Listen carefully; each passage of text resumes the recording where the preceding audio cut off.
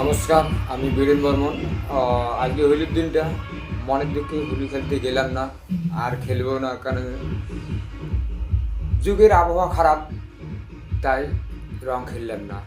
হয়তো আপনারা মনে করবেন যে জামাই এত আনন্দের মধ্যে কেন হোলি খেললো না।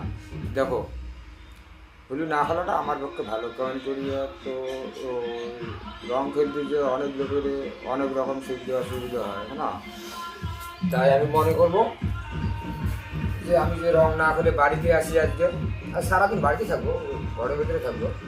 আমি কোনো রং এবং কোনো উজ্জ্বলে যাচ্ছি না, তাই আমি রং খেলতেছি না। ধন্যবাদ।